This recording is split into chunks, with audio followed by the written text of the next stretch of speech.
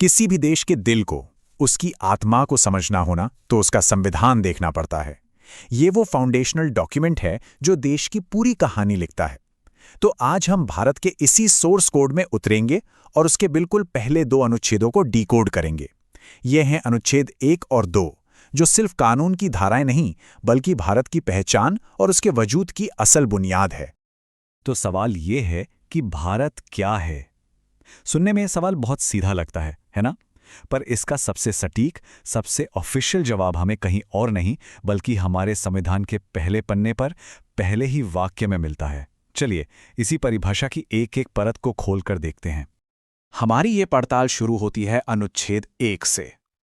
ये वो अनुच्छेद है जो न सिर्फ हमारे देश का नाम तय करता है बल्कि उसके स्वरूप यानी उसके फंडामेंटल कैरेक्टर को भी डिफाइन करता है। संविधान का पहला वाक्य ही देखिए कितना कुछ कह जाता है। इंडिया अर्थात भारत।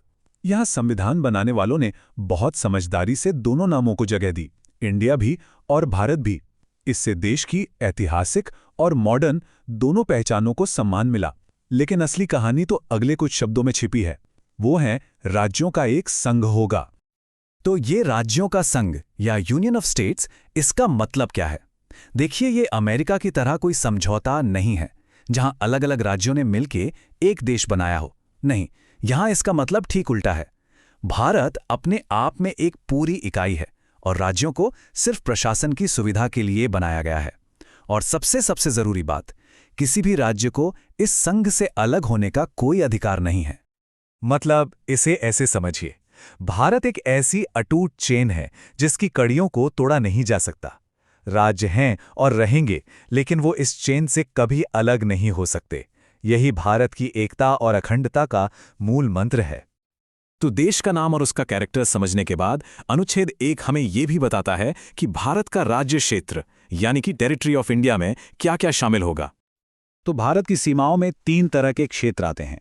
पहले तो जाहिर है हमारे सभी राज्य, दूसरे केंद्र शासित प्रदेश जो सीधे केंद्र सरकार के कंट्रोल में हैं, और तीसरा, और ये पॉइंट बहुत ही दिलचस्प है, वो सारे क्षेत्र जो आज भले ही भारत का हिस्सा ना हो लेकिन भविष्य में बन सकते हैं। ये तीसरा पॉइंट दिखाता है कि हमारे संविधान निर्माता कितने दूरदर्शी थे, है ना? उन्होंने भविष्य में देश के विस्तार के लिए एक खिड़की खुली रखी है। लेकिन सवाल ये उठता है कि इस खिड़की को खोलने का अधिकार, ये पावर आखिर है किसके पास? कौन है जो भारत की सीमाओं को बदल सकता है?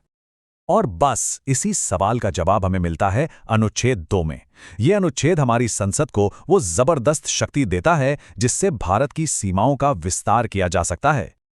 अनुच्छेद 2 हमारी संसद को बहुत बड़ी शक्तियां देता है। जरा सोचिए, संसद सिर्फ एक कानून पास करके किसी भी नए क्षेत्र को भारत का हिस्सा बना सकती है, फिर वो उसे एक पूरा राज्य बना दे या फिर एक केंद्र शासित प्रदेश।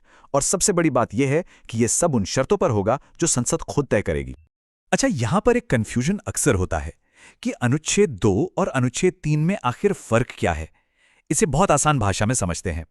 अनुच्छेद 2 भारत की बाहरी सीमाओं से जुड़ा है, मतलब बाहर से किसी नए हिस्से को देश में जोड़ना। वहीं अनुच्छेद 3 घर के अंदर की बात करता है, मतलब देश के भीतर ही मौजूदा राज्यों की बाउंड्री बदलना, उनके नाम बदलना या एक राज्य को तोड़कर 2 राज्य बना देना।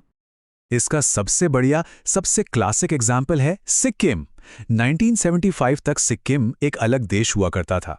जब वहां के लोगों ने भारत का हिस्सा बनने का फैसला किया तो हमारे संसद ने अनुच्छेद 2 के तहत मिली इसी शक्ति का इस्तेमाल किया और सिक्किम को भारत के 22वें राज्य के रूप में शामिल कर लिया। तो हमने अनुच्छेद 1 और 2 को अलग अलग तो समझ लिया। चलिए अब इन दोनों को एक साथ जोड़कर देखते हैं और समझते हैं कि ये भारत की एकता और अखंडता की नींव कैसे रखते हैं। तो देखिए, ये दोनों आर्टिकल कैसे एक दूसरे के साथ मिलकर काम करते हैं। एक तरफ अनुच्छेद 1 एक मजबूत अविनाशी संघ की नींव रखता है, ये हमारी एकता की गारंटी है, और दूसरी तरफ अनुच्छेद 2 भविष्य में नए क्षेत्रों के एकीकरण के लिए दरवाजे खुले रखता है, जो भारत को एक स्ट्रैटेजिक फ्लेक्सिबिलिटी यानी सामरिक लचीलापन देता है। तो सबसे जरूरी बात जो हमें समझनी है वो यही है, संविधान के ये पहले 2 अनुच्छेद हमें बताते हैं कि भारत की नींव 2 मजबूत खंभों पर टिकी है। एक है स्थायी एकता जिसे कोई तोड़ नहीं सकता, और दूसरा है रणनीतिक लचीलापन जो देश को समय के साथ बढ़ने और एकीकृत होने की क्षमता देता है। और अब जाते जाते एक सवाल, आज की इस बदलती दुनिया में जहां देशों की सीमाएं और पहचान लगातार बदल रही हैं, वहां हमारे संविधान में दी गई ये शक्ति कि देश शांति से नए क्षेत्रों को खुद में शामिल कर सकता है, ये भारत के भविष्य और उसकी ग्लोबल आइडेंटिटी के लिए क्या मायने रखती है, इस पर जरूर सोचिएगा।